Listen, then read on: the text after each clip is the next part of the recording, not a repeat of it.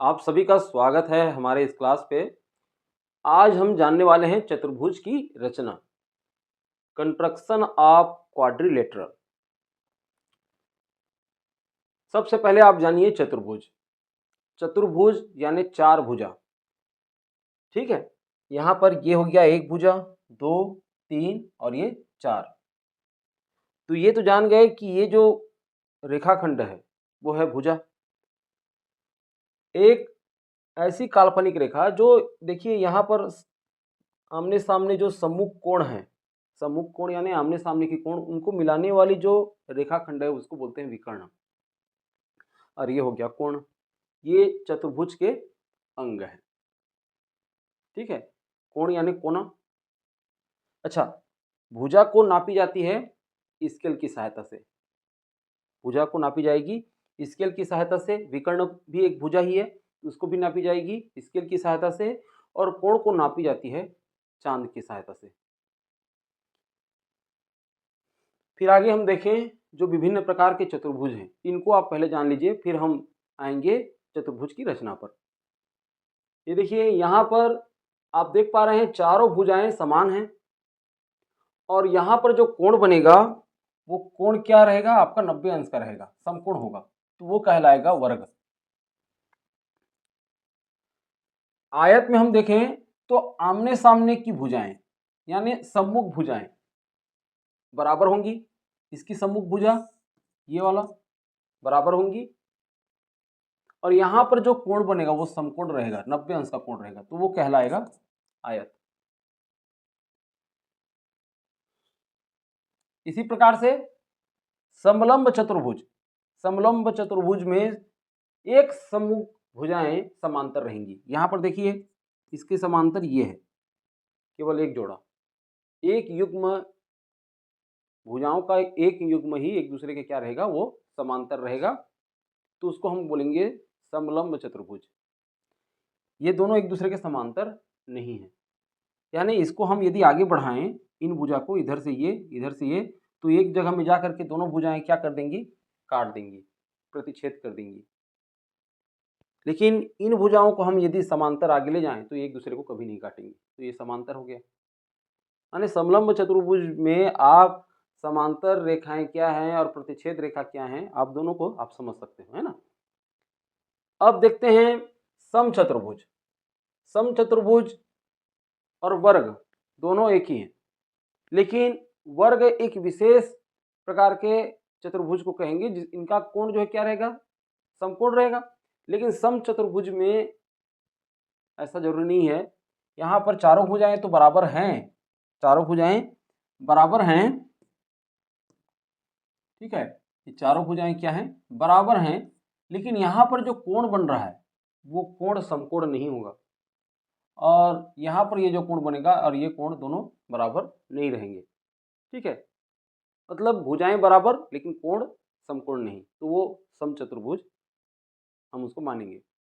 ठीक उसी तरीके से आयत भी एक समांतर चतुर्भुज है, लेकिन इस प्रकार के चतुर्भुज को भी हम समांतर चतुर्भुज कहेंगे। ये देखिए समांतर मतलब इनकी जो सम्मुख भुजाएं हैं ये एक दूसरे को तो काटेंगे नहीं, समांतर रेखा में है, जैसे कि आयत में होता है, एक दूसरे को काटती नहीं सम्मुख भुजाएं।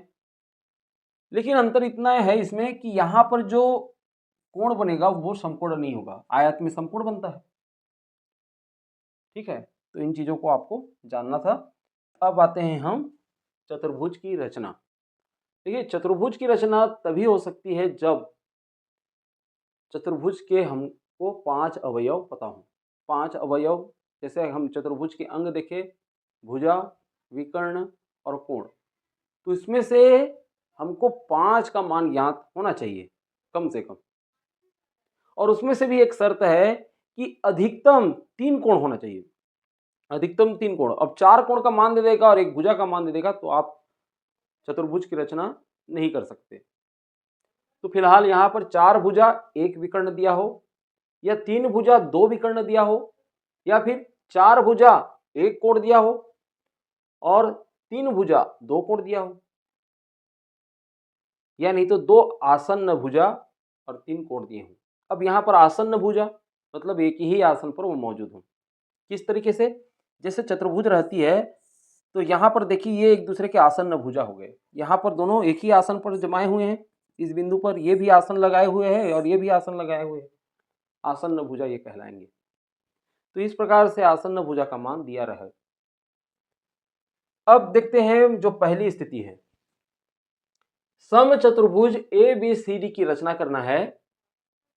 ए बी बराबर 4 सेंटीमीटर और ए सी बराबर 7 सेंटीमीटर।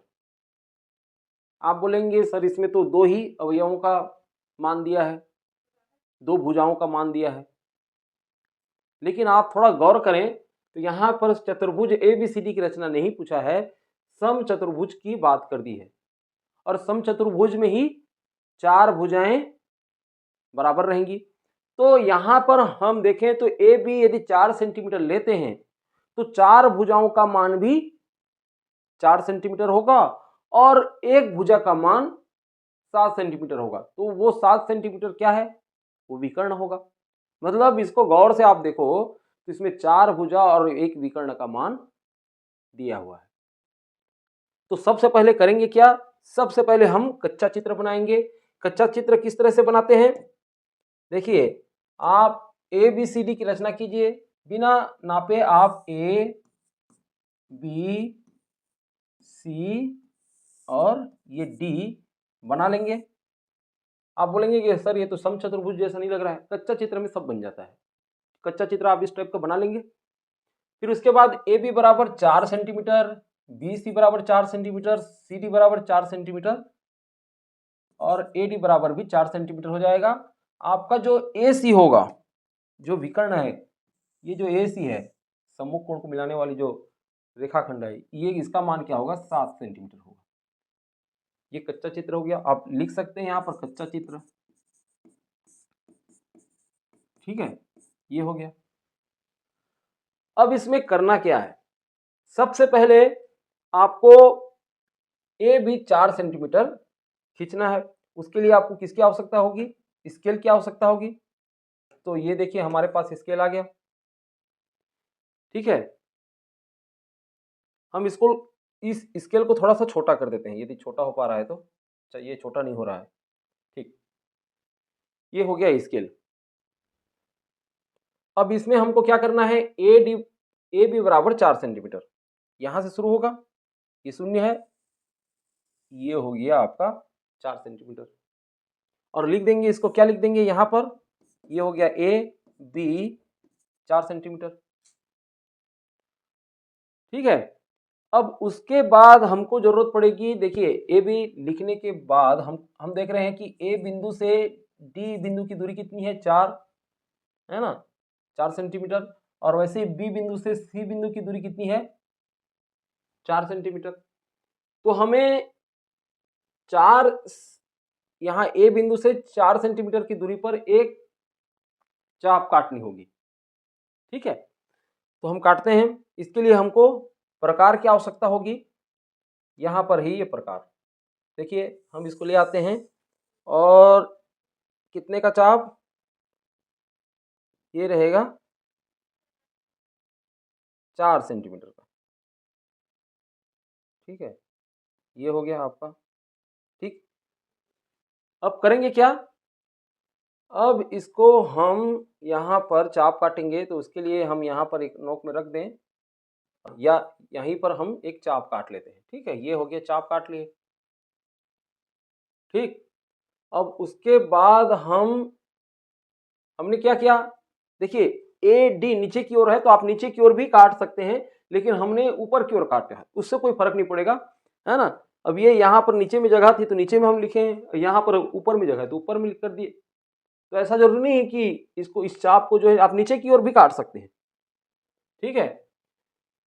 फिर उसके बाद देखते हैं कि यहाँ पर ये बी बिंदु से सी बिंदु के लिए भी 4 सेंटीमीटर है, तो आप